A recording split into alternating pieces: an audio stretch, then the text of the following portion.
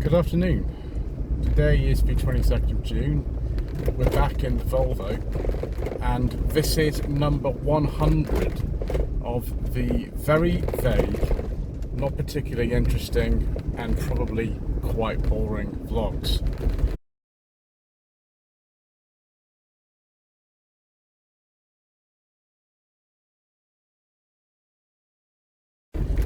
So this is it, viewers. This is where a decision needs to be made whether we continue with these videos or not. They served a purpose when they were originally started back in the days of the first ever lockdown, in terms of when I was driving normally to the supermarket to get shopping for my mother. One of the only things I was able to actually do in terms of driving.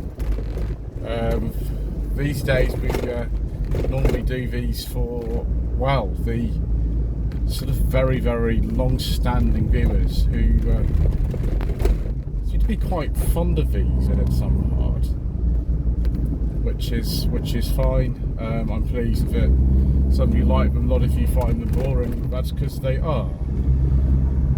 But if you don't find them boring and you want to see more, then there's always the possibility of some of these coming to you early as a result of being a second tier and up channel member.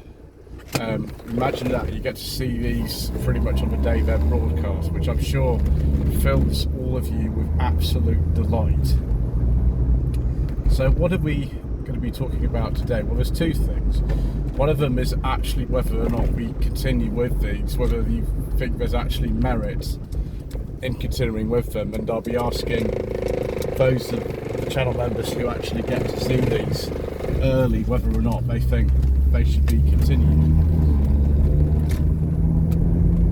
Because, well, I mean, they're just sort of a bit boring, and there's not really much else to do other than actually just sort of rant on about whatever comes into my mind, which some of you find interesting and some of you don't, I'm sure. But we leave this particular first kind of run of very vague vlogs with a question, and that's in addition to the question we just asked as to whether they ought to exist at all. It's, should I sell this Volvo 460? And the reason why I'm asking this question, and some of you will think, what on earth are you talking about? You know, you've just got that car. And yeah, I mean, I have. I've only owned this car for about 2.5 months. Got it, I think, 30th of April, and now it's 22nd of June.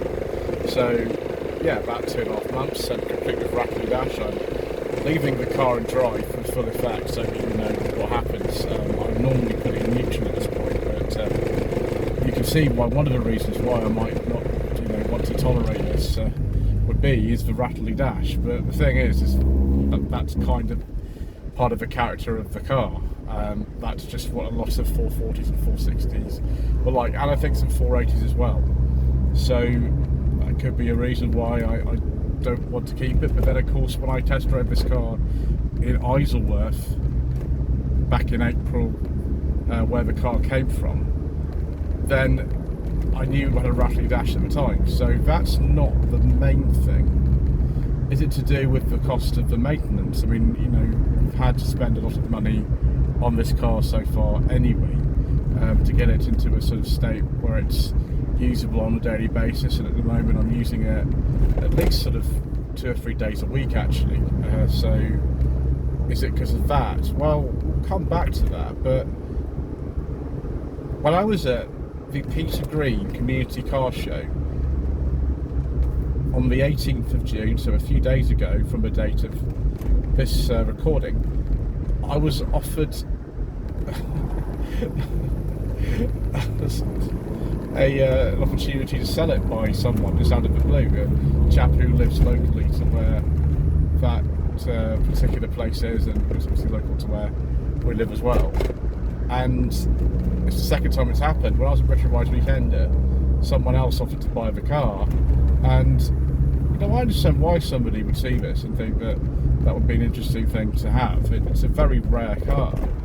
You just don't see stuff like this. They didn't have any value for a long time. Now the more expensive 440s and 460s can command up to £5,000 or more if they're in really good condition. This one with rattly dash and other things to sort out, it's not worth nearly as much as that.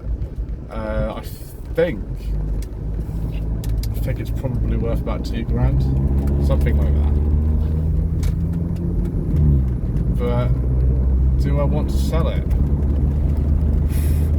I don't know. I mean, one thing I don't like about this car, aside from the handling, which isn't the best really. I mean, we are going to fit some alloy wheels to this car quite soon, which will improve the handling a little bit. But that's not going to completely fix things. Is the driving position. The driving position's not the best. I mean, the seat's very comfortable. The seat's very comfortable indeed. It's this accelerator pedal. It's too close to the driver's seat for my preference. So a lot of you wouldn't actually care about that kind of thing. It doesn't bother you. And I've driven enough cars with awkward driving positions, like an Alfa Romeo GT Junior from 1971, and an awful lot of R3 Rover 200s and Rover Streetwise, and a couple of MG-ZRs and some 25s, to know that actually the driving position I consider ideal is not necessarily the same as what other people can put up with. We're all a bit different in that respect, and I don't know how I would want to cope with this sort of long term. It's all right. I'm getting used to it, but on a really long journey, it's like sort of 2.5, 3 hours, it gets very uncomfortable. At times I have to take sort of painkillers to stop my leg hurting, which isn't the best. Obviously, in 1991, you couldn't get cruise control for any 460 or 440. I'm not sure you could get cruise control in any 440 or 460, to be honest. And you could get air conditioning in these cars, but it was a really, really rare option. And because something like the 45 V6 that I have, the Rover, that's got cruise control and air conditioning and parking sensors. This car doesn't really need parking sensors because the visibility is so good. You don't need them, you just look where you're going, which is obviously better. So yeah, there's that. The driving position is not the best. The alloy wheels we're going to sort out, but we are going to need to do more things on this car, because this car's going to need a starter motor, it's going to need a centre exhaust section, but the biggest thing of all it's going to need is some engine mounts. And part of the reason why we've got this rattly dash and things like that is because the engine mounts are really worn. Now, I suppose I could just keep driving this car like this, and just have the vibration caused by the engine mounts and rattly dash, or I could fix it. Now, I've spoken to Mr. Coleman, who did an awful lot of work to this car back in April and May, and he said that yeah, we can do the engine mounts possibly next year, but it's going to be very, very expensive, and it might be too expensive and too complicated to do them. And in which case, that's fine. We can get another car. I might not go for another one of these because of this driving position. It's surprisingly compromised for a Volvo. No other Volvo I've ever driven, apart from maybe a 480, those don't seem to be too bad though, has a driving position that's like this. The manuals I have driven as well, I've driven a manual 440, and I've also driven another 440, which is an auto, and they're just kind of all like this, just what they're like. So yeah, I either get shorter, something like that. I'm not even that tall, I'm only sort of 5'11" or something like that, or I just buy a different car. And judging by the fact that there seem to be people who have just completely unsolicited come up to me and said, can I buy your car? It's happened twice. One chap I'm in touch with, who got his phone number. Yeah, I I wonder if that might be the right time, not at the moment, maybe next year, to sort of move the car on. I don't know. I know what I would possibly get instead. I'd like another Volvo. It'll be my third Volvo if I get rid of this one. I don't really want to go too far away from what I like. But yeah, I mean, I could just keep it and do with engine mounts. It just costs an awful lot of money. And I'm not really sure, for me it would be quite worth doing that. But sort of there we go, that'll be something for the next person to decide what they do. But for now it's going to be kept. I don't intend to sell the car this year anyway, regardless of how many people come to me and ask me about it. So you're not going to see it disappear. But you might see the very vague vlogs disappear. So the two questions: should I sell this Volvo 460 at some point next year? Or yeah, should I keep it? Yeah.